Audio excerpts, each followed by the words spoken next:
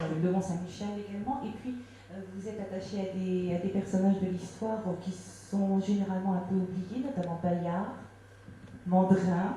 Mandrin, ça m'a surprise, parce qu'il n'a pas trop de presse quand même, c'était pas un type Bah, très c'est ça, sympathique. c'est ça que je trouvais intéressant, c'est quand on m'a proposé de faire des biographies, j'ai fait un petit sondage autour de moi, et Mandrin est revenu très souvent.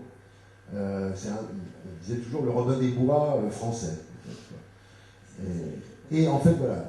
Donc, j'ai dit ok, allons-y. Et très rapidement, je me suis rendu compte que, d'abord, effectivement, il volait, mais il n'a jamais restitué quoi que ce soit aux populations. Que son périple a duré beaucoup moins longtemps que le Robin des Bois, s'il a existé. C'est-à-dire que, oui, le personnage est sûrement l'ensemble de plusieurs personnages. Mandrin a bel et bien existé, et son périple n'a duré qu'un an et demi.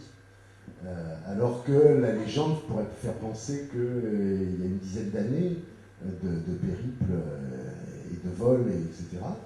Donc un an et demi, c'est très court. Il est mort à 29 ans à Valence, en place de Grève, roué, de façon un petit peu terrible.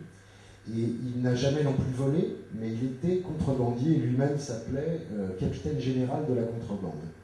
Et donc il avait formé une petite armée, et le principe étant simple, pour se moquer des fermiers généraux et des taxeurs d'impôts, il prenait une ville un peu en otage, c'est-à-dire qu'ils ont été jusqu'à 300 dans sa troupe.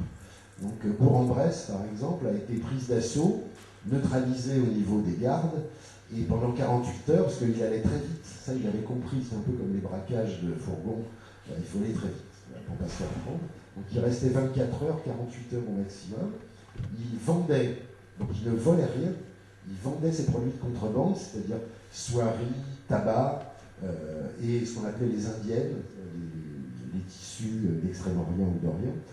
Et puis il repartait très vite, avec des trains de mulets, de 80 mulets, et ils se déplaçaient extrêmement vite, ils faisaient jusqu'à 80 km par jour. Donc voilà, ils étaient imprenables pendant un peu de temps, en fait, un an et demi, c'est très court.